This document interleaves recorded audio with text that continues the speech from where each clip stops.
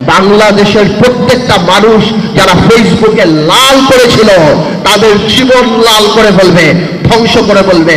বাংলাদেশের 4 থেকে 5 কোটি মা মনে করে আওয়ামী লীগ আসলে তাদের সন্তানদেরকে মেরে ফেলা হবে। আওয়ামী লীগ যাতে আর রাজনীতিতে না আসতে পারে, আওয়ামী লীগ তার মেধায় রাজনীতিতে বিশ্বাস করে না, প্রতিশোধে বিশ্বাস করে। একটা রাজনৈতিক দল একটা ক্রিমিনাল এন্টারপ্রাইজে কিভাবে, এবং দেখেন আল্লাহর কি মোহর মারা, ক্ষমা চাওয়া তো দূরের কথা। আজকেও আওয়ামী লীগের শীর্ষ পর্যায়ে একজন নেতার কথা শুনলাম, এই জুলাইয়ের অভ্যুত্থানকে তারা নাম দিয়েছে দাঙ্গা। তারা দাঙ্গা বলে আখ্যায়িত করেছে। এটা মানে কি, এই যে মনে আছে যখন আবু সাইদকে গুলি করা হয়েছিল, বলেছিল তারা ড্রাগ এডিক্ট। এই অর্জন, আমাদের যে স্বাধীনতা, তাদের যে পরাজয়টা, এটা তারা এখনো মেনে নিতে পারছে না। আমি খালি একটা ছোট্ট অনুরোধ করব বিএনপিকে, যেহেতু ইনশাল্লাহ বাংলাদেশ জাতীয়তাবাদী দল সামনে যাবে। গত 9 মাসে আমি বিএনপির মধ্যে সাংঘাতিক ইনক্লুসিভিটি দেখেছি, মেন্টালিটি দেখেছি, সবাইকে নিয়ে কাজ করার।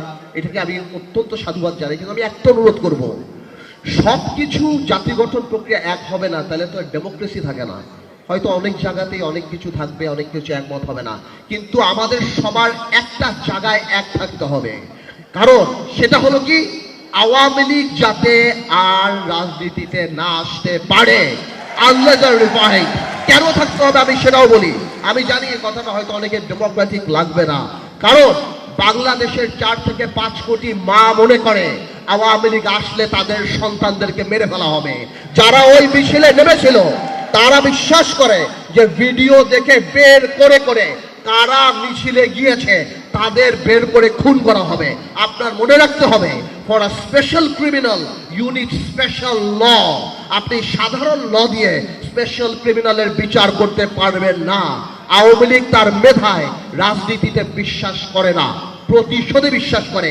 খুব শীঘ্রই আওয়ামী লীগের আওয়াজ নরম হয়ে যাবে, বলবে যারা উপলব্ধি করেছে আসেন আমরা একসাথে কাজ করি, এরা জঙ্গি। ভাইয়ের আমার, এই ট্র্যাপে পড়বেন না। Awami League is not a political party.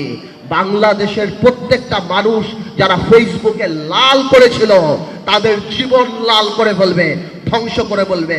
এই একটা জায়গায় খালি আমরা থাকি, দেন আওয়ামী লীগের ব্যাপারে পুরা জাতি আমাদের একসাথে থাকতে হবে। আমি আবার আন্তরিকভাবে ধন্যবাদ জানাচ্ছি এই ধরনের অনুষ্ঠান করার জন্য। আমরা আন্তরিকভাবে আমরা সারা বাংলাদেশে দোয়া করি যে এই জুলাই অগস্টে যারা আত্মত্যাগ করেছেন এবং গত 17 বছরে বিএনপি থেকে